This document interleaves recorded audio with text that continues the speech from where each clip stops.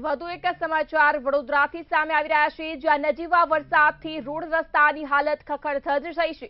સમાચાર વડોદરાથી સામે આવી રહ્યા છે, જ્યાં નજીવા વરસાદે રોડ રસ્તાઓની હાલત ખખડધજ કરી છે। શહેરનાનિક રસ્તાથી સામે આવી રહ્યા છે, જ્યાં વેમાલી ગામ તરફ જવાનો મુખ્ય માર્ગ બિસ્માર હાલતમાં જોવા મળ્યો છે।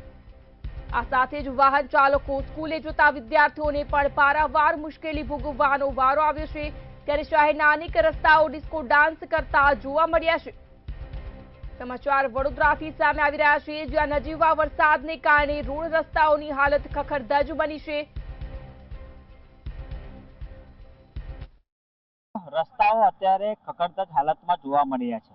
શહેરના વેમાલી રોડ પર આપ જોઈ રહ્યા છો કે કઈ રીતે રોડ રસ્તાઓની હાલત જે છે તે અત્યારે બિસ્માર બની ચૂકી છે। આ રસ્તાઓ જે છે જે તકલાદી કામગીરીના કારણે કહી શકાય કે થોડાક અંશે જ વરસાદની અંદર રસ્તાઓ પર મસ્ત મોટા ખાડાઓ તેમજ તમામ રોડ જે છે તે પણ અત્યારે ડામર ઉખડી ગયેલો દેખાઈ રહ્યો છે। મહત્વની વાત છે કે રોડ કોન્ટ્રાક્ટરો દ્વારા જે પોતાના મળતિયાઓ હોય છે તેઓને કોન્ટ્રાક્ટ આપવામાં આવતો હોય છે। આ ઇજારો આપ્યા બાદ ભ્રષ્ટાચાર કર્યા બાદ આ તંત્ર જે છે તે રોડની કામગીરી તકલાદી કરી છે, જેના કારણે જ આ પ્રકારનો રોડ જે છે તે અત્યારે જોવા મળ્યો છે।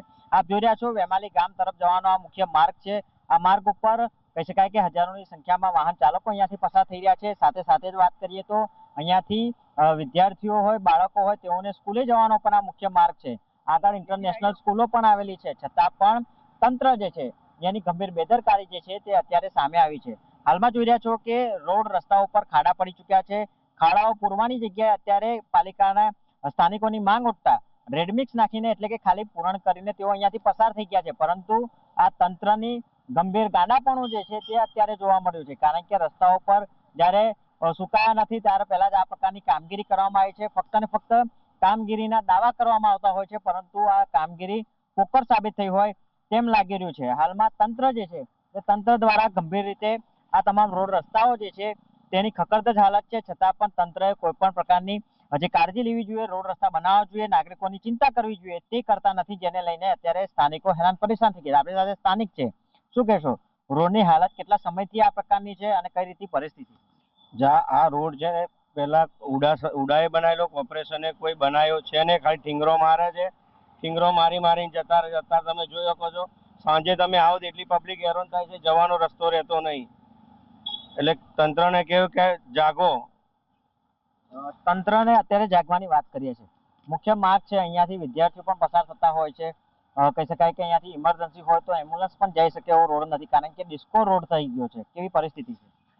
પરિસ્થિતિ બહુ ગંભીર છે। તમે જોઈ શકો છો, નજીક જઈને જુઓ, થોડો ભૂવો પડેલો છે, એની અંદર છે ને આપણે 3 વખત છે ને આપણે છે રમેશભાઈ છે ને 3 વખત છે ને માટું નખાયું, તે છતાં પણ અમે કોઈ 20 રૂપિયા ઉઘરાઈને અમે કોઈ માટું નખાય, અમે કોઈ એક ગાડી બહાર પાર્ક કરીએ છીએ, પણ તો પણ છે ને એ જરા પાણી ભરાય છે ને પછી ભૂવો જ પડી જાય છે। તમે નજીક જઈને જુઓ તમે કે કેટલો મોટો ભૂવો છે, અને અહીંયા કોઈ પ્રાઇવેટ કંપની કામ કરેલું છે, અને એ પછી ખોદ કામ કર્યા પછી ખાલી થોડુંક માટું નાખી પછી ગતરિયા।